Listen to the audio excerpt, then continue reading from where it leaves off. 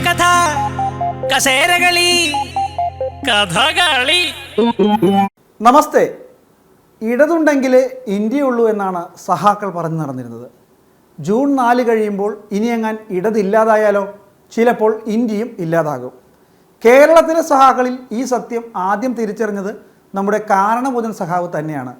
അതുകൊണ്ട് തന്നെ വോട്ടെടുപ്പ് കഴിയേണ്ട താമസം പിണറായി സഹാവ് ക്ലിഫ് ഹൗസിലെ ആബാലവൃദ്ധം ജനങ്ങളെയും കൂട്ടി ഒരു ടൂർ അടിക്കാൻ തീരുമാനിച്ചു. അതും ഇന്തോനേഷ്യയിലേക്ക്. ഇടതും ഇന്ത്യയും ഇല്ലെങ്കിലും സഹാവിന് ഇന്തോനേഷ്യ ഉണ്ടല്ലോ എന്നോർത്ത് സമാധാനിക്കുകയാണ് നമ്മുടെ നാട്ടിലെ സാധാരണ സഹാക്കൾ. ആകെ വിരലിൽ എണ്ണാവുന്ന സഹാക്കളാണ് ഈ പാർട്ടിയിലുള്ളത്. അതുകൊണ്ട് സഹാവ് ഇവിടെ ഉണ്ടെങ്കിലേ ഇടതുള്ളൂ എന്ന് ഓർമ്മിപ്പിച്ചുകൊണ്ട് ഈ ആഴ്ച തുടങ്ങുന്നു. കഥകളിയുടെ പുതിയൊരധ്യായത്തിലേക്ക് സ്വാഗതം. കെട്ടുകഥ, കസേരകളി, കഥകളി. പിണറായി സഹാവ് കുടുംബസമേതം ഒന്ന് കറങ്ങാൻ പോയതാണ് ഇപ്പോഴത്തെ പ്രശ്നം. ഒരു മുഖ്യമന്ത്രി ടൂർ പോകുന്നത് ഇത്ര വലിയ പ്രശ്നമാണോ എന്ന് ചോദിച്ചാൽ ഒരിക്കലുമല്ല. പക്ഷേ ഇവിടെ മുഖ്യൻ ഇരുചെവി അറിയാതെ രാഖി രാമാനം പോയി എന്നതാണ് പ്രശ്നം. പിന്നെ കേരളത്തിൽ കറണ്ടും വെള്ളവും ഒന്നുമില്ലാതെ കടുത്ത ചൂടിൽ നാട്ടുകാർ വെന്തുരുകുമ്പോൾ പോയി എന്നാണ് അടുത്ത ആരോപണം. എന്നാൽ താൻ ഇവിടെ നിന്ന് മാറി നിന്നാൽ ഈ കഷ്ടപ്പാടൊക്കെ മാറുമോ എന്ന് പരിശോധിക്കാൻ സഖാവ് മനഃപൂർവ്വം പോയതാണോ എന്നാണ് കഥകളിക്ക് തോന്നുന്നത്. താൻ ഇവിടെ ഉണ്ടെങ്കിലല്ലേ ഇവിടെ പ്രശ്നമുള്ളോ എന്ന് ചെക്ക് ചെയ്യാൻ പോയത്. കേരളത്തിലെ ജനങ്ങൾ വേനൽ ചൂടിൽ പാടത്തും പറമ്പത്തും ഒക്കെ വീണ് മരിക്കുമ്പോൾ പിണറായി വിജയൻ മക്കളെയും കൊച്ചുമക്കളെയും മകനെയും കുടുംബാംഗങ്ങളെയും ഒക്കെ കൂട്ടി ബീച്ച് ടൂറിസം ആസ്വദിക്കാൻ വേണ്ടിയിട്ട് ഇന്തോനേഷ്യയിലും സിംഗപ്പൂരിലും പോയിരിക്കുകയാണ്. ഈ ഒരു തിരക്ക് പിടിച്ച രാഷ്ട്രീയ പശ്ചാത്തലത്തിൽ നിന്ന് അല്പം മാറി നിൽക്കാൻ സാധിക്കുന്ന ഒരിടവേള ഉണ്ടാവട്ടെ എന്ന് കണ്ട് ആരാണത് ആഗ്രഹിക്കുന്നത്? ഞങ്ങളെല്ലാം ആഗ്രഹിക്കുന്നുണ്ട്. നിങ്ങൾ ആഗ്രഹിക്കുന്നുണ്ടോ എന്ന് എനിക്കറിയില്ല. ഒന്നും പറയാനുള്ളത്. മുഖ്യമന്ത്രിക്ക് വിദേശയാത്ര ചെയ്യണമെങ്കിൽ എന്തെല്ലാം കടമ്പകൾ കടക്കണം എന്നാണ് നിങ്ങൾ ധരിക്കുന്നത്? ഞാൻ ചോദിക്കുന്നത് നിങ്ങൾ തന്നെ ആലോചിച്ചാൽ മതി. കേരളത്തിൻ്റെ മുഖ്യമന്ത്രിയാണ്. മുഖ്യമന്ത്രിയല്ല, മുഖ്യമന്ത്രി. ആ മുഖ്യമന്ത്രി ഇറങ്ങിപ്പോകുമ്പോൾ ഒരു ചാർജ് കൊടുക്കുക എന്ന് പറയുന്ന ഒരു സാമാന്യ മര്യാദയുണ്ട്. നിയമാനുസൃതമായ കോൺസ്റ്റിറ്റ്യൂഷണൽ ഓബ്ലിഗേഷൻ. അദ്ദേഹം പോകുമ്പോൾ അത് നിയമങ്ങളും ചട്ടങ്ങളും പരിപാലിച്ചുകൊണ്ട് തന്നെയാണ് അദ്ദേഹം പോയിട്ടുള്ളത്. അപ്പൊ നിങ്ങൾ ടൂർ പോയാണ്.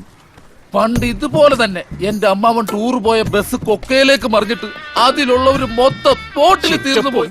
അതുപോലും ചെയ്യാതെയും ആരും അറിയാതെയുമാണ് വഴിയോരത്തുനിന്നാണ് അദ്ദേഹം പുറപ്പെട്ടതിൽ അറിഞ്ഞത്. പലരും അതറിഞ്ഞോ? വഴിയോരത്തുനിന്നാ പലരും അറിഞ്ഞത് അദ്ദേഹം യാത്ര പുറപ്പെട്ടു. അത്ര സീക്രസിയിൽ പോകേണ്ടുന്ന കാര്യം എന്താണെന്ന് എനിക്ക് തിരിഞ്ഞിട്ടില്ല. ഇങ്ങനെ പോകുന്നതിന് മുമ്പേ ഞാൻ പോവുകയാണ് എന്ന് ചെണ്ടയും കൊട്ടി പാടണോ? എല്ലാവരും ഇങ്ങോട്ട് നോക്കൻ. ഞാൻ കോയമ്പത്തൂർക്ക് പോവാണ്. 2 ദിവസം കഴിഞ്ഞേ വരൂ. അതിന് ഞാൻ 2 ദിവസം കഴിഞ്ഞേ വരൂ. കോയമ്പത്തൂർക്ക് പോവാണ്. അതിന് ഞാൻ എന്ത് വേണം? അല്ല, കോയമ്പത്തൂർക്ക് പോവാണ്. അതുകൊണ്ടാ കോയമ്പത്തൂർ. എന്തായാലും പോകാൻ സഹാവ് തീരുമാനിച്ചു.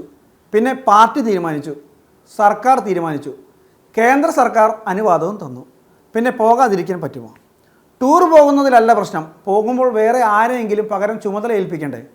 സുധാകരൻ സാറ് തന്നെ KPCC പ്രസിഡന്റിന്റെ കസേര ഹസനെ ഏൽപ്പിച്ചിട്ടാണ് തെരഞ്ഞെടുപ്പിൽ മത്സരിക്കാൻ പോയത്. പിന്നെ അത് തിരിച്ചു കിട്ടാൻ കുറച്ച് കഷ്ടപ്പെടേണ്ടി വന്നു. എന്നാലും ചുമതല കൊടുത്തു. അതാണ് സംഭവം. എന്തുമാത്രം ഗുരുതരമായ സംഭവങ്ങളാണ് ഓരോ ദിവസവും രാവിലെയും രാത്രിയും. പ്രകൃതിയുടെ ക്ഷോഭം തന്നെ, പ്രകൃതിയുടെ ഈ അമിതമായ ചൂട് തന്നെ ഈ സംസ്ഥാനത്തിലെ സാധാരണക്കാരെ പിഴിഞ്ഞു മാറില്ലേ, വരിഞ്ഞു മുറുക്കല്ലേ. അദ്ദേഹം തീരുമാനിക്കുന്നു, പാർട്ടി തീരുമാനിക്കുന്നു, ഗവൺമെന്റ് തീരുമാനിക്കുന്നു, കേന്ദ്ര ഗവൺമെന്റ് അനുവദിക്കുന്നു, അദ്ദേഹം പോകുന്നു. പരസ്യമായി തന്നെ എതിർക്കാനുള്ള ചങ്കൂറ്റം വേണം. ഇങ്ങനെ പരസ്പരം പേടിച്ചുകൊണ്ടുള്ള രാഷ്ട്രീയ പ്രവർത്തനം എന്ന് അവസാനിപ്പിക്കുന്നോ അന്നേ താനും തന്റെ പാർട്ടിയും രക്ഷപ്പെടും. ഇവനെപ്പോലുള്ളവനെ വളർത്തുന്നത് ആപത്താ. താൻ മുടിയും ചീക്കി കണ്ണടയും വെച്ച് ഇങ്ങനെ നടന്നോ? കാലിനടിയിലെ മണ്ണൊഴുകി പോകുന്നതിന് മുമ്പ് എന്തെങ്കിലും ചെയ്തില്ലെങ്കിൽ എടുത്തു ചാടി എന്തെങ്കിലും ചെയ്താൽ അത് രാഷ്ട്രീയ അബദ്ധമാകും. എല്ലാ രംഗത്തും പ്രശ്നങ്ങളല്ലേ. അങ്ങനെ ഒരു പ്രശ്നങ്ങൾ നിൽക്കുമ്പോൾ ഒരു ചാർജ് കൊടുക്കുകയോ അതേക്കുറിച്ച് സംസാരിച്ച് ഒരു റിസോൾവ് ചെയ്യാൻ ഒരു ക്യാബിനറ്റ്, ഒരു ഗ്രൂപ്പ് ഓഫ് ക്യാബിനറ്റിനെ മന്ത്രിമാരെ വെക്കുകയോ എന്തെങ്കിലും ചെയ്തിട്ടാണോ അദ്ദേഹം പോയത്? മുഖ്യമന്ത്രി പോകേണ്ട കാര്യം അറിയേണ്ടവരെല്ലാം അറിഞ്ഞിട്ടുണ്ട്. നിങ്ങൾ അറിഞ്ഞിട്ടുണ്ടാവില്ല. നിനക്ക് പട്ടായയിൽ തന്നെ ടൂർ പോകണമെന്ന് നിർബന്ധമാണോ? ഇവിടെ ഊട്ടിയുണ്ട്, മൂന്നാറുണ്ട്, ലുലുമാളുണ്ട്. ഓ, അതൊന്നും വേണ്ടെന്ന്. നമുക്ക് ഈ പട്ടായൊക്കെ മതി. ചില കാര്യങ്ങളിൽ അദ്ദേഹവും അദ്ദേഹത്തിന്റെ പാർട്ടിയും വ്യക്തത വരുത്തണം എന്നാണ് എനിക്ക് പറയാനുള്ളത്. സ്വന്തം പാർട്ടിയോട് പോലും നീതി പുലർത്താത്ത പിണറായി വിജയനോട് നാടോട് നീതി പുലർത്തണം എന്ന് പറയുന്നത് വങ്കത്തരല്ലേ നമ്മൾ? സഖാവ് ഈ കണ്ട രാജ്യങ്ങളൊക്കെ കറങ്ങാൻ തുട്ടുമുടക്കുന്നത് ആരൊക്കെയാണെന്നാണ് BJPക്കും കോൺഗ്രസിനും അറിയേണ്ടത്. സർക്കാർ പണം എടുത്തു പോയാൽ ധൂർത്താണെന്ന് പറയും. കണ്ടവൻ്റെ കാശ് കൊണ്ട് പോകാമെന്ന് വെച്ചാൽ ഏത് വഴിക്ക് കിട്ടി എന്നറിയണം. ഇനിയിപ്പോൾ സ്വന്തം കാശ് കൊണ്ട് പോയാൽ എവിടെ നിന്ന് കിട്ടി എന്നറിയണം. ഇങ്ങനെയൊക്കെ തുടങ്ങിയാൽ സഹാവൊക്കെ ഒന്ന് എങ്ങനെ എൻ്റർടൈൻ ചെയ്യും അല്ലേ?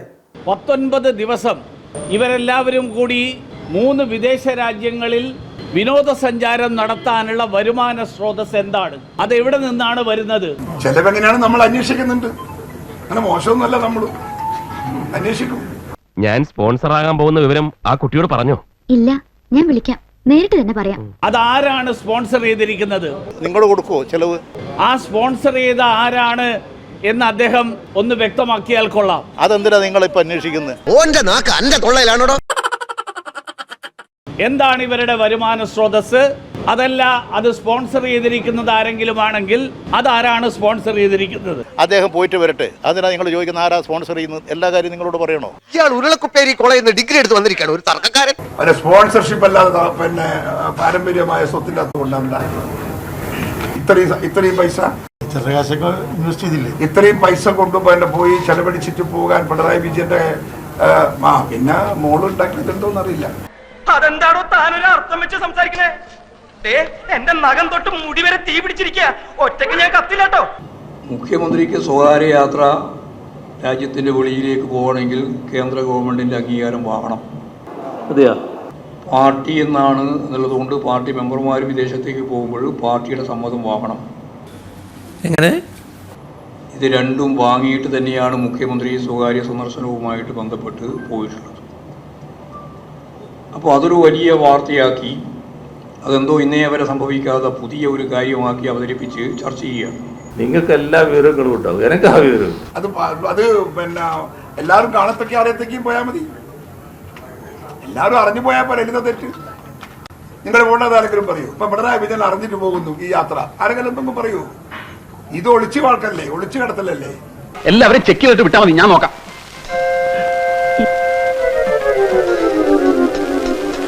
ഇത് കുഴപ്പമില്ല, പോട്ടെ. അടുത്ത വാ. ഇത് കുഴപ്പമില്ല, പോട്ടെ പോട്ടെ. നെക്സ്റ്റ്. സോറി, അല്പം ലേറ്റായി പോയി. ഇത് അവരല്ല, അടുത്ത വാ. ആ, ഓക്കെ, എല്ലാം ഓക്കെയാണ്. ഞാൻ ചോദിക്കുന്നു, ഈ മനുഷ്യന് തലക്കകത്ത് വെളിയില്ലേ? ഇല്ല.